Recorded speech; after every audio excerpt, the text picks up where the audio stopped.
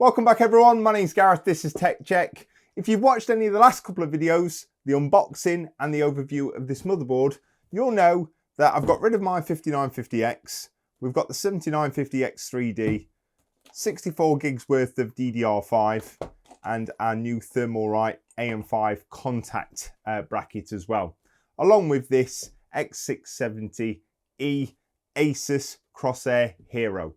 Today, I'm going to be installing it into my Leon Lee XL case. It's looking a little bit sad at this moment in time, so it's about time that we make it happy and put all these components in. Then I can get back to making videos and offloading these memory cards as well. So stick with me, I'm going to show you exactly how to do it, and hopefully that'll look a little bit better at the end. Let's do this. So first things first guys, we're going to install our Thermalright contact plate or bracket here. So nothing too extravagant. It is just a secure bracket to give a good even contact across the actual new 7000 CPUs. If you've not seen one before, this is exactly what they look like. I had this one in black, so it looks pretty nice. It's got some silver outline around the end and it just sinks really nicely, and it's not no outlandish color that's just going to stick out like a sore thumb either. In terms of the box, it actually comes with some actual thermal paste, our Torx Allen key, along with the 4 screws that we're going to require. So let's get it installed. So the first thing we're going to do guys is remove our retention arm, just remove some of that pressure off of the actual socket. We'll then go ahead and release some of the pressure, doing one corner and then the other corner, and so on and so forth until all that pressure is gone. And then what we'll do is just go ahead and remove these screws, because we're going to replace them with the screws that came with the actual bracket itself. We can then pick up our whole socket. Please just be careful at this point. You don't want to drop the socket into the actual pins on the CPU. Now we've got our socket removed, we're going to open up my pride and joy, which is this 7950X 3D. Let's take out our brand new CPU. And then we can go ahead and line up the triangle with the triangle that's on the actual socket. Now, just be careful guys when you are dropping these in. Again, the pins not on the back of the CPU anymore, they're in the socket. There we go. We can then take our contact plate or contact bracket and place that over our CPU. What we're going to do now is take our 4 included screws and we're going to put one in one side and then one in the opposite corner. I'm just going to back it off. There we go. I heard a little click, so that means I can screw it down. And I'm just going to screw it down to a point where there's a little bit of contact, but not too much. That is in now. What I'm going to do is I'm going to start in this corner up here and I'm just going to turn it a quarter of the way. There we go. And I'm going to do the same on this side. There we go. And then this one. And again on this one. With regards to that bracket there guys, you get the 4 included screws, you get the Torx Allen key as well, and everything that you're going to require. So all in all, smartens it up and just means that you're not getting that thermal paste everywhere. And if the temperatures are any better, then that's a bonus as well. Next up, we're going to remove these AM4, AM5 brackets here. Just need a normal screwdriver to do that. So we'll release this retention screws on here. We'll take that off and keep hold of those guys. You never know whether you're going to get a different cooler that actually requires a different mounting. We'll take this one off as well. So I'm using the H150i Elite LCD. And with that particular cooler, we get these standoffs just like this. Now, there is one side that's slightly thicker than the other side, and the thicker side needs to be screwed into the actual CPU socket. So I'll go ahead and install all 4 of those. We'll grab ourselves some MX4 thermal compound and we'll go ahead and put a nice little dollop in the middle of that CPU. There we go, that's our thermal paste done. Not the prettiest job, but I don't care about the aesthetics. The whole purpose of this is to be able to get that thermal paste evenly spread and all over the top of that IHS as well. Next up is our 64 gigs worth of Trident Z Neo RGB RAM. Lovely DIMMs of RAM. And as I mentioned in the unboxing video, guys, if anyone's interested, it is 6,000 megatransfers per second, CL30, 404096 at 1.4 volts using the Expo settings. So what we're going to do is we're going to install it in A2 and B2. So we'll open up our sockets or our DIMM slots. We'll pop it in, even pressure either side. There we go.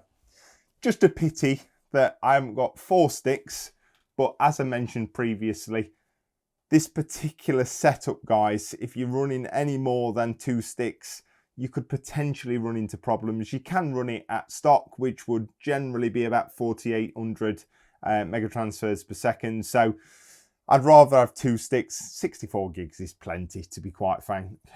Running at 6,000 is more than enough for me. And if and when the BIOS matures a little more, I can get another 2 sticks. I'll have 128. Next step, guys, is let's secure our motherboard into the actual case itself. We do need to remove some of these peels, but I'm going to leave some of them on. The only one that I'm going to take off now is this back one here, because we won't be able to get it off once we put it into the actual case itself. In fact, one thing I forgot, because they're not right in front of me, is our M.2s. So I'm going to take off this heatsink here and this heatsink here. I nearly forgot you. There we go. We can remove that. Now these M.2 drives, again, it is PCIe Gen 5. These aren't Gen 5 drives, guys. They are only Gen 4 drives. But what we need to do is just remove this peel. We can then go ahead and place our drive at a 20-degree angle, like so. We can pop our M.2 all the way down. It wants just to push in a little bit more. There we go. And then we can lock it into place. On the back of the actual heatsink, again, we need to remove this little bit of film off that thermal pad.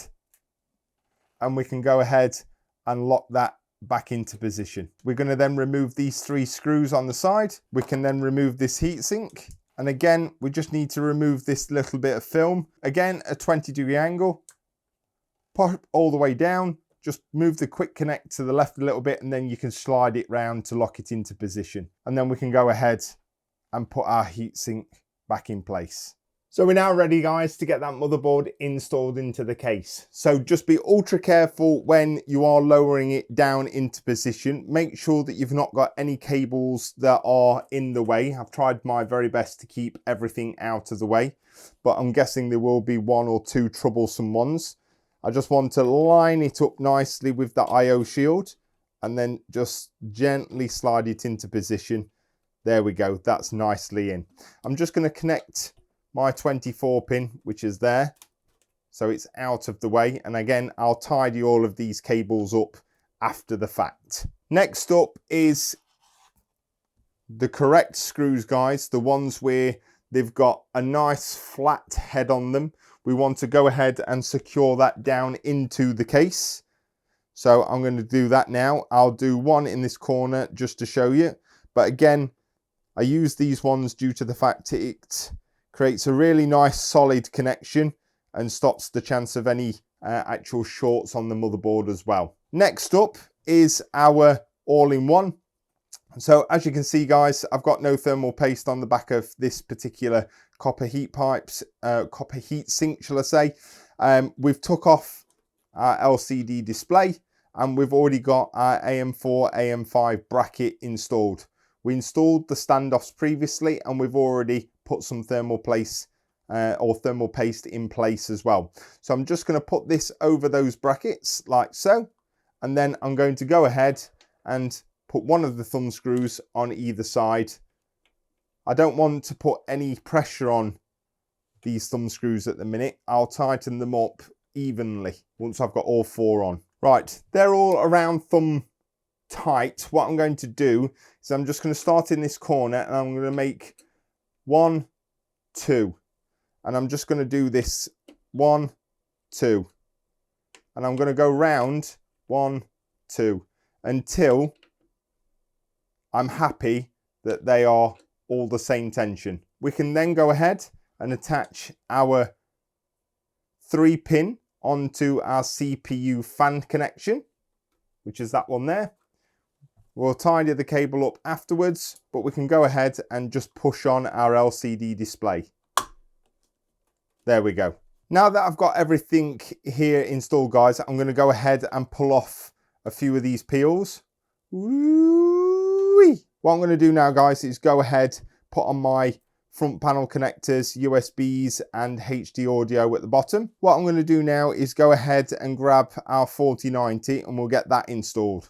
It's the beast. Here we go then, guys. So we know our PCIe slot is open. I've removed my 2 PCIe slot covers. I can go ahead. I'm just being ultra careful here, so sorry if I'm blocking your view, but I'm not prepared to scratch this motherboard. There we go. And then I'm going to just firmly press down, and that is then nicely in position. I've got 2 thumb screws, which are here, and I'm going to put them in place. And then I'm also going to connect these lovely Cable Mod 90-degree adapter cables, high power cables, and we can push that one nicely into position. Again, whenever you got one of these 4000 series, make sure that it is all the way in. You don't want a loose connector. You don't want one of these expensive GPUs catching on flames.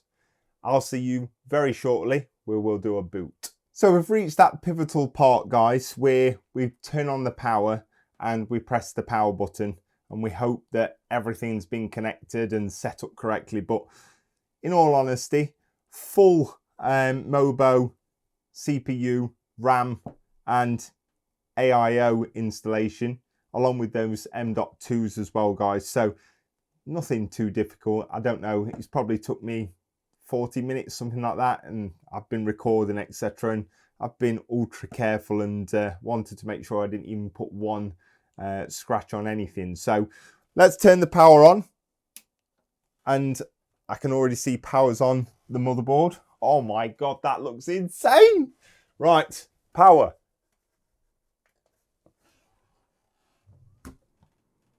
Please just work. Please just everything just work really nicely. It would do, guys, if I connected an HDMI cable. Right, let's flick it back on. But this, you know it's live, guys. You know it's live when you make silly mistakes like that. Let's see. Now I've got everything plugged in. Please work. Please work.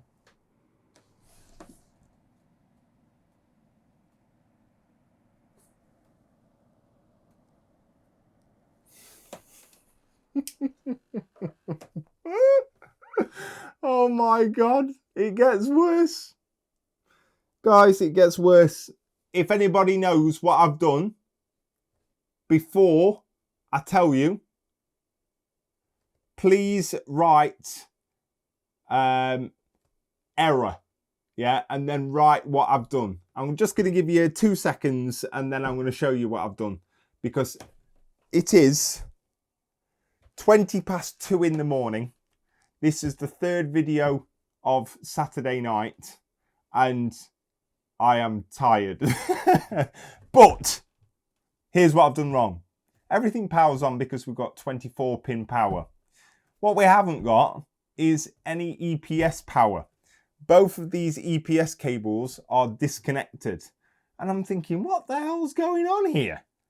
I've just looked around here and I can see that my 2 white EPS cables are not connected.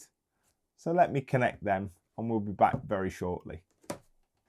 Now the 8 pins are now connected. Hopefully you can see them up here in this corner. So ultimately we should have some power. So power on. Good, I've not got no red light up there. Let's press this power button, make sure this monitor's on. Please work. Oh, now we're at least getting some actual codes that are coming out. So let's see if I have any problems this time. Oh, thank God. Thank God. Yes, new CPU installed. Yes, that's fine. Not a problem. Right. That's going to take us through to the BIOS, guys, once it does another quick FTPM reboot. So, thank God, guys. What a stupid mistake at the end. But I love to leave these little errors in, guys, because it can happen to anybody, especially at 20 to 3 in the morning. So, I'm going to say to you guys, I can't wait to get everything uploaded, a fresh install of Windows. Make sure that the chipset drivers are all updated. Make sure that everything's up to date in terms of the BIOS, etc., etc. We need to load on DOCP or AMD Expo in terms of getting the most out of this 6,000 megatransfers per second RAM. And hopefully, when all's said and done, everything should be up running as smoothly as possible. So, guys, I want to say a massive thank you for your time. I hope if you're upgrading to the latest 7000, you don't encounter some of the problems that I have. Silly mistakes. But hopefully you guys can all have a laugh about them in the comments. Enjoy your weekend. I wish you all the very best, and I'll see you in the next one. Take it easy.